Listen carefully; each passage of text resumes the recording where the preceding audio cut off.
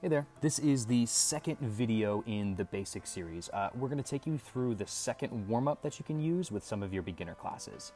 The first section is going to focus on their punch jumps. It's where you can emphasize their tension in their legs and pushing through their toes as they come off the ground. It's also going to raise up their body temperature since you're going to be moving them so quickly. Let's take a look at some of the details. You'll start off with punch jumps in place. You can give them a dot or a spot on the floor, whatever you really need to do. It'll just have them understand where it is that you want them to be. You'll transition to forward and backward jumps. You can focus on the straight elbows or the straight knees aspect of this before transitioning to side to side. Once those are looking really good, you're going to split your legs. You can use this to teach them what a lunge shape is before you start jumping them forwards and backwards. You'll immediately transition into in and outs. This is your basic straddle jump. You can have the arms out in front, down to the sides, whatever you would like. From there, you'll transition into your single legs. Make sure that you're doing at least 5 seconds on both sides, finishing with a freeze. The next section we'll get into is your shape jumps. That's going to be your straight, your tuck, your straddle, and your pike.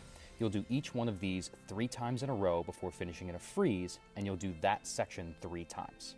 You're looking for a quick punch off the floor and jumping as high as they can. Here's a breakdown of all the different jumps and some of the major things that you'll be looking for as they practice these jumps. Pick one of them to teach them, and then as they accomplish that goal, start to add on some of the others.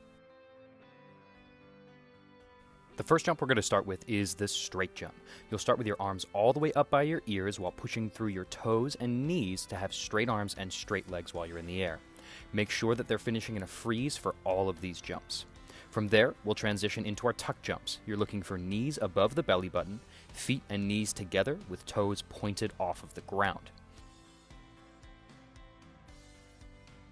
After that, we're going to go to straddle jumps. This is a star straddle with straight legs and pointed toes, where the legs go directly out to the sides and then land back together.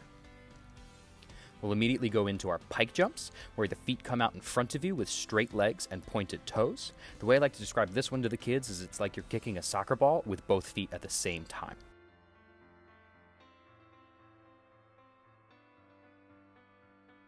From there, we're going to go into a combination jump. We're going to do tuck, straddle, and pike all in a row before landing in a freeze. The next section will be a reminder about the 3 shape stands and an introduction to the dog drop shape and the push-up shape. Feel free to pause the video at this point to take a look at some of those details.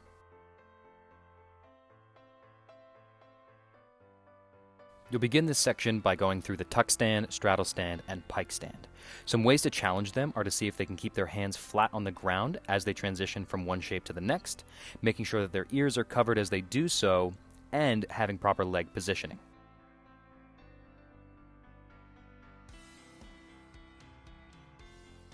From there, you'll go into your dog drop shape. You're looking for straight arms with hands under the shoulders, knees under the hips, and feet together. You want to have a rounded back like you're doing a hollow shape on the ground. From there, you'll straighten both of your legs while trying to maintain the same shape with the upper body.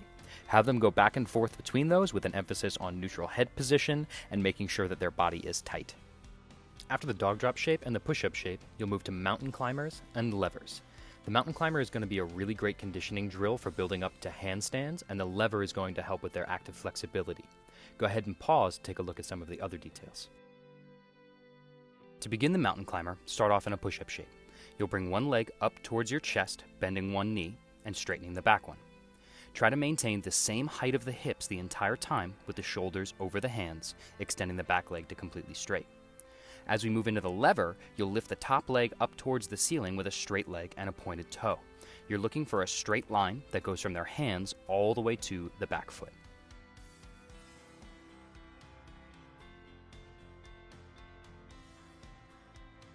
Next up is the arch and the hollow hold. These are 2 of the most important shapes in gymnastics. Go ahead and pause the video to learn more about these fundamental skills.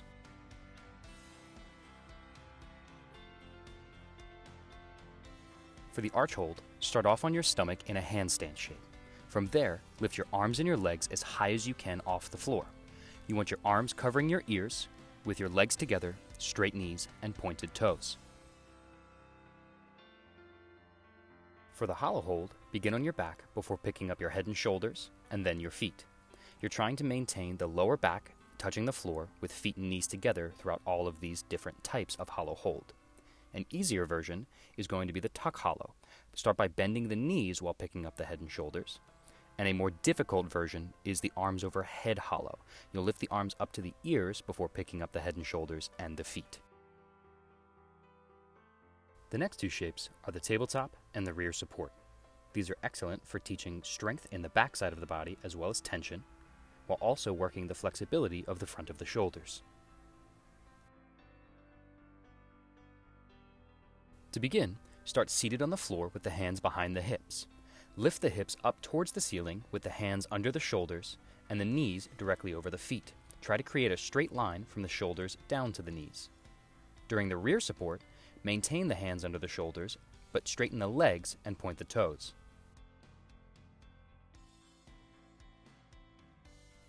The final shape in the warm-up will be the bridge. There's different levels that they can go through to be challenged but successful. This should also only be performed with students over the age of 5. To begin the bridge, have your students lie on their backs with their hands next to their heads. The fingertips should point towards the shoulders. From there, straighten the elbows and the legs to take the back off of the ground.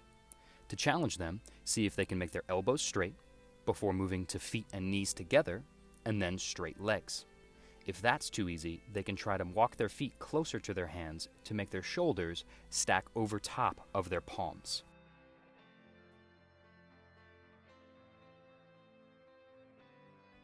You can also have them grab their knees and rock back and forth to stretch out their backs in between bridges. That's going to wrap up the second warm-up video. Feel free to double back on some of the slides that you got to see throughout so that you can look into some of the finer details of each of the different movements.